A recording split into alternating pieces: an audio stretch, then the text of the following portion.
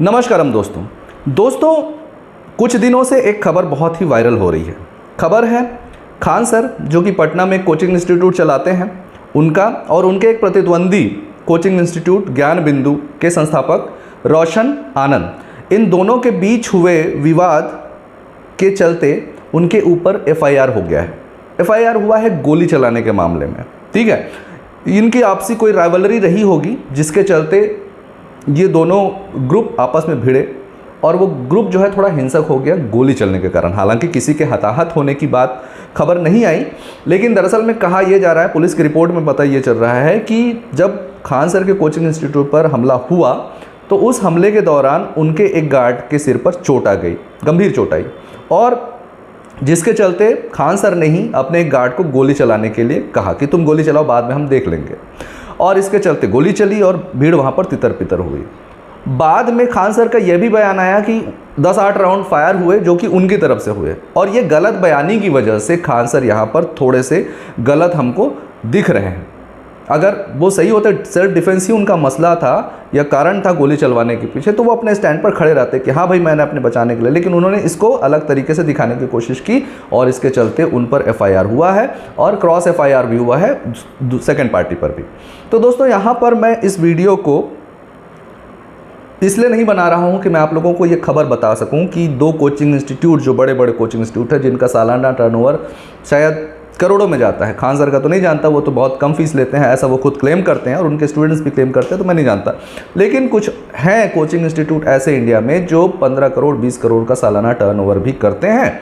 ठीक है, तो मेरा यहाँ पर उद्देश्य इस झगड़े के बारे में आप लोगों को बताने का नहीं है। मैं यहाँ पर बात करना चाह रहा हूँ इस कोचिंग बिजनेस पर, और ये कोचिंग बिजनेस का जो यहाँ पर स्कैम चल रहा है, ये जो व्यापार चल रहा है, लोगों को धोखा देने की साजिश चलती है, इसके तहत मैं उस पर बात करना चाहता हूँ। दोस्तों कुछ आंकड़े हैं और इन आंकड़ों पर मैं बात करते हुए एक छोटा सा एनालिसिस करूँगा कि ये कोचिंग व्यापार इतना हावी क्यों है हमारे देश में। क्या इसका कुछ किया नहीं जा सकता, और क्या इसके लिए कोचिंग इंस्टीट्यूट वाले जिम्मेदार हैं, सरकार जिम्मेदार है, कि एज अ पेरेंट हम सब जिम्मेदार हैं कि हमने इनको वो मौका दिया है। तो दोस्तों आइए हम इस पर बात करते हैं। साथ ही हम इस पर भी बात करेंगे कि क्या कोचिंग इंस्टीट्यूट्स की रियल में ज़रूरत है किसी आदमी के सफल होने के लिए। कुछ एग्जाम्पल्स भी हम इस दिशा में देखेंगे। तो दोस्तों सबसे पहले तो मैंने कहा कि ये इस तरीके की छिटपुट घटनाएं, झगड़े, लड़ाई, राइवलरी चलती रहेगी। क्यों? क्योंकि यहाँ पर है दोस्तों पैसे का खेल। क्योंकि कोचिंग बिजनेस का आकार बहुत बड़ा है और जहाँ पैसा घुस जाता है, जहाँ पैसा इन्वॉल्व हो जाता है, वहाँ पर राइवलरी बढ़ती है, वहाँ पर दुश्मनी बढ़ती है। ये कोई सेवा नहीं रह जाती, ये कोई विद्या बांटने की कोई प्लेटफॉर्म नहीं रह जाता, ये एक प्योर बिजनेस हो जाता है, जो आज की स्थिति में भारत में कोचिंग बिजनेस है। दोस्तों यहाँ पर किसी की भलाई के लिए, किसी को आईएएस आईपीएस बनाने की ये होड़ नहीं है, ये सिर्फ पैसा कमाने की होड़ है। ठीक है दोस्तों, तो दोस्तों ये कोई पहला वाकया नहीं है जहाँ पर किसी कोचिंग इंस्टीट्यूट पर इस तरीके के आरोप लगे हैं या इस तरीके की बातें हुई। आईएएस दृष्टि जो चलाते हैं विकास दिव्यकृति सर, उनके भी इंस्टीट्यूशन में विवाद हुआ, ताले जड़े गए, फाइन जुर्माना लगाया उनके ऊपर। बहुत सारे ऐसे कोचिंग इंस्टीट्यूट्स हैं जिन पर मनमाने फ़ीस लेने का, फ़ीस ना रिटर्न करने का स्कैम के आरोप लगते रहते हैं। तो इस तरीके की घटनाएँ बहुत ही नॉर्मल है भारत में। ठीक है, तो दोस्तों आइए हम इसके साइज़ पर थोड़ी बात कर लेते हैं। तो 2025-26 के आंकड़ों के अनुसार भारत में जो कोचिंग का व्यापार था या है वो लगभग 7.2 बिलियन डॉलर का है। अगर हम भारतीय रुपये में इसको कन्वर्ट करें दोस्तों तो 60,000 करोड़ रुपए का पूरा व्यापार है ये कोचिंग इंस्टीट्यूट। आप सोचिए। ठीक है, अच्छा भविष्य क्या कहता है? कहा जा रहा है आंकड़ों में ही कि 10.29%, लगभग 10% के आसपास ये पर ईयर इसमें हाइक हो रहा है, इसके आकार में, इसकी कमाई में। जो कयास लगाया जा रहा है कि 2034 तक ये लगभग 17 से 18 बिलियन डॉलर तक ये पहुंच जाएगी, जो भारतीय रुपये में 1 से 1.5 लाख, मतलब 1.48 मतलब 1.5 लाख करोड़ रुपये तक का ये जा सकता है। दोस्तों ये आंकड़े मैंने खोजे हैं, मैं आपको बता रहा हूँ। तो इतना बड़ा साइज़ है। कोविड के बाद से ऑनलाइन कोचिंग का पैटर्न चालू हुआ। ये अकेला ऑनलाइन कोचिंग सिस्टम ही 5 से 10 मिलियन डॉलर का आय जनरेट करके इस बिज़नेस को फैला रहा है, बढ़ा रहा है, बड़ा कर रहा है। अगर हम इसको भी इंडियन करेंसी में हम कन्वर्ट करें तो ये लगभग 4200 करोड़ के आसपास का जाता है। तो दोस्तों इस तरीके का बड़ा कार्य है। अब सोचिए कि जब इतना बड़ा पैसा इन्वॉल्व हो, इतना बड़ा पैसे का खेल यहाँ चल रहा हो, तो ये जो हाथापाई है ये तो आम बात है। ये इससे बड़ी घटना हो सकती है लेकिन हो ही नहीं, ये अलग बात है। गोली चली गई थी, अगर कोई मर जाता तो ये चीज़ें कोई बहुत बड़ी बात नहीं रह जाती जब पैसे का खेल हो जाता है। दोस्तों पैसा ही सारी बुराइयों की जड़ है, ऐसा कहा भी जाता है। ठीक है, इसी में अगर हम देखें तो कोटा को तो हम बोलते हैं ना कि ये एक कोचिंग हब है, जहां कोचिंग और हॉस्टल से ही ईयरली 6000 से 8000 करोड़ सालाना अकेले कोटा से जनरेट होता है दोस्तों, जहां हर साल लगभग 2.5 लाख से 3 लाख बच्चे इंजीनियरिंग और मेडिकल की तैयारी करने के लिए जाते हैं। अब आप सोचिए, तो पर ईयर 2.5 से 3 लाख बच्चे वहाँ जाते हैं और 6000 से 8000 करोड़ रुपये का वहाँ पर पैसा अपना जमा कर देते हैं। चलो ठीक है, पैसा आप जमा कर दो, लेकिन पैसे का क्या आउटपुट आता है, ये खोजने वाली बात है और ये समझने वाली बात है। दोस्तों आपको पता है कि जितने लोग तैयारी करते हैं उनकी तुलना में, ये मैं अकेले कोटा का बता रहा हूँ, पूरे भारत भर में आप करोड़ों में तैयारी करने वाले बच्चे आप पा सकते हैं। दोस्तों अब आप सोचिए कि क्या इतनी सीट्स अवेलेबल हैं नीट और जेईई में, मतलब इंजीनियरिंग और आपके मेडिकल के लिए या फिर प्रशासनिक सेवाओं के लिए भी क्या इतनी सीट्स अवेलेबल हैं जितने बच्चे तैयारी करते हैं। दोस्तों अकेले नीट और जेईई में ही अगर 100 बच्चे तैयारी कर रहे हैं तो पता है 1 से 2% बच्चे, मतलब 100 में 1 से 2 बच्चे ही सेलेक्ट हो पाते हैं, बाकी 98% फेल कर जाते हैं, सेलेक्ट नहीं हो पाते हैं। दोस्तों तो अब बताइए कि वो जो बच्चे हैं गए जिन्होंने अपना पैसा फूंका, 2.5 से 3 लाख रुपया सालाना फूंका, में भी उससे ज़्यादा भी होता होगा, उनका क्या कोई गारंटी मिली उनको रोजगार की? क्या हुआ? अब इसके चक्कर में होता क्या है कि 98% तो फेल कर गए, 1 से 2% सेलेक्ट हो गए, और इन 1 से 2% को 98% के साथ जनरलाइज करके ऐसा दिखाया जाता है कि सभी के सभी सेलेक्ट हो गए। कई कोचिंग इंस्टीट्यूट तो ऐसे ना जो 100% सिलेक्शन की गारंटी दे के बच्चों का एडमिशन करवाते हैं। तो ये 98% बच्चों के साथ होता है। होता क्या है दोस्तों, यहाँ पर इसका काला हिस्सा उजागर होता है कोचिंग बिजनेस का। रिकॉर्ड करता है, शोध बताते हैं कि ऐसे बच्चे जो प्रतिस्पर्धी परीक्षा की तैयारी करते हैं उनमें से 65% बच्चे बहुत ही ज़्यादा दबाव में, तनाव में होते हैं, मानसिक रूप से शांत नहीं होते, क्योंकि कंटिन्यूअसली उनके ऊपर प्रेशर रहता है कि उनको दूसरों से आगे जाना है। और इन 65% बच्चों में से लगभग 42 से 45% बच्चे जो हैं अवसाद में चले जाते हैं दोस्तों, डिप्रेशन में चले जाते हैं। ये मेडिकल रिपोर्ट है, ये रिसर्च हुआ है कि 42 से 45% बच्चे डिप्रेशन में जाते हैं, और उन डिप्रेशन में गए बच्चों में से हर साल 12 से 13 हज़ार बच्चे भारत में सुसाइड करते हैं। ये मैं नहीं कह रहा हूँ दोस्तों, मैं ऐसे ही हवा में बात नहीं कर रहा हूँ। एनसीआरबी का डेटा कहता है कि 12 से 13 हज़ार बच्चे हर साल सुसाइड करते हैं। कोटा में ही ऑन एन एवरेज 15 से 20-30 बच्चे लगभग सुसाइड करते हैं, आत्महत्या करते हैं, इस डिप्रेशन की वजह से, फेलियर की वजह से, कंसिस्टेंट प्रेशर की वजह से जो कोचिंग इंस्टीट्यूट्स उनको देते हैं, और कंसिस्टेंट प्रेशर की वजह से जो हम एज अ पेरेंट उनके ऊपर डालते हैं, थोपते हैं।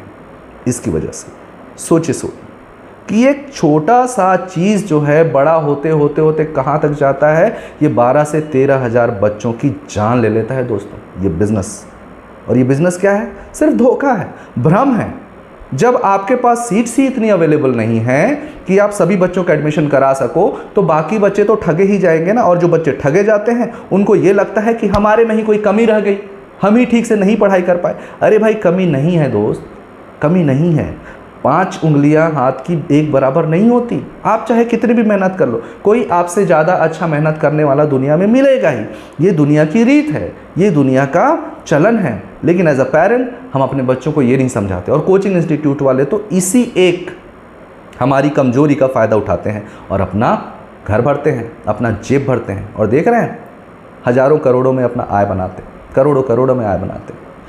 ये है दोस्तों, ये है इसकी हकीकत। पता है, कोटा को तो सुसाइड क्लस्टर भी कहा गया है, कहा जाता है, इसे नाम से प्रचलित है। मेरे खुद के पहचान में एक बच्ची वहाँ गई थी, उसने सुसाइड किया। अब आप बताइए, प्रेशर है ना, कंसिस्टेंट प्रेशर है। बच्चा है, यहाँ बड़े बड़े अवसाद में चले जाते हैं, बड़े बड़े अपने आप को नहीं संभाल पाते, छोटे बच्चे क्या संभालेंगे अपने आप को। तो दोस्तों क्या कर सकते हैं हम इससे बचने के लिए?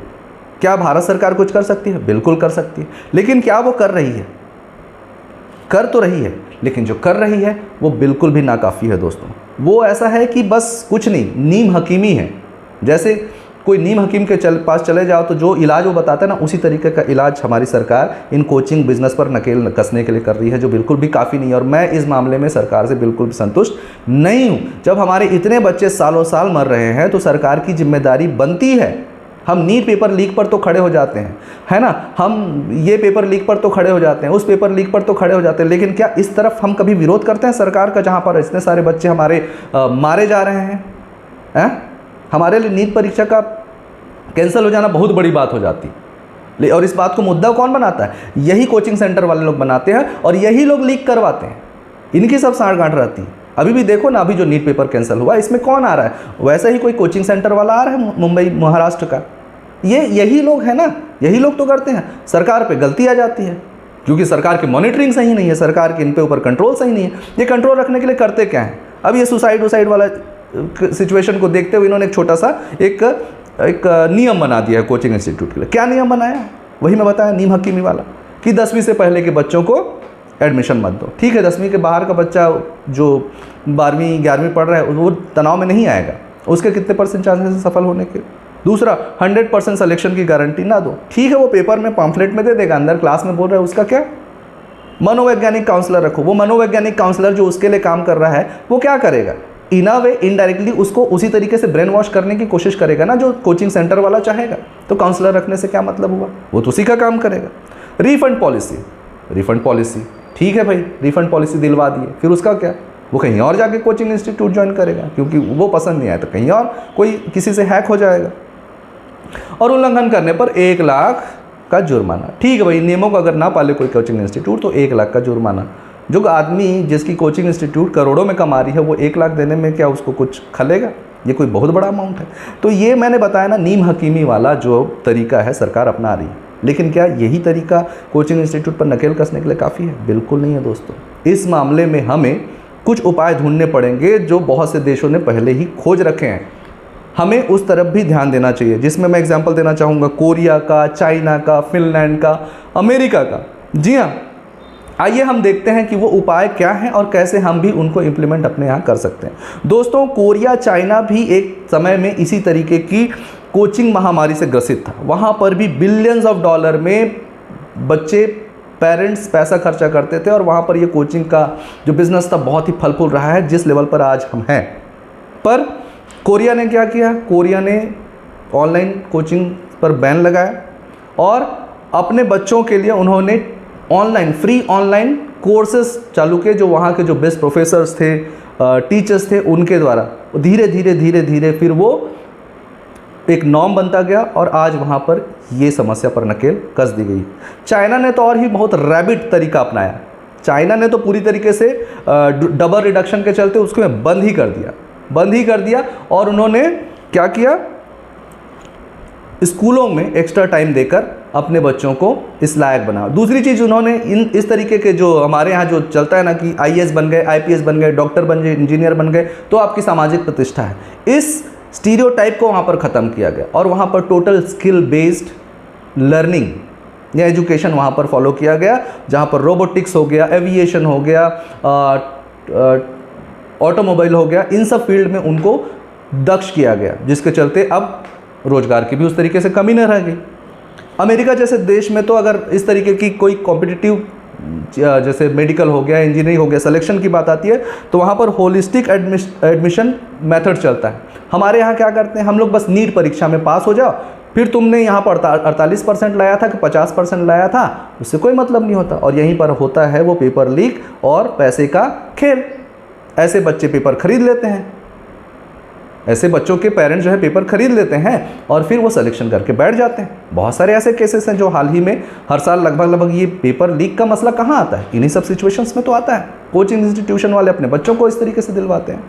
तो यहाँ पर क्या होता है कि आप एक नीट की परीक्षा पास कर लो, जेईई की परीक्षा पास कर लो और आपका सिलेक्शन हो गया। मैटर नहीं करता कि आप कैसे स्टूडेंट थे। बट अमेरिका जैसे देशों में होलिस्टिक एडमिशन मेथड है, स्कूल से लेकर अब तक उसका पूरा का पूरा रिकॉर्ड प्रोफाइल चेक किया जाता है कि वो स्पोर्ट्स में कैसा था, वो कहना चाहिए कि आर्ट्स में कैसा था, वो खेलता कैसा था, उसका ओवरऑल पढ़ाई को लेकर नज़रिया कैसा था। इन सारी चीज़ों का वहाँ पर एक तरीके से उन लोग वैलिडेट करते हैं, वेरीफाई करते हैं, चेक करते हैं, उसके बाद फिर एडमिशन देते हैं।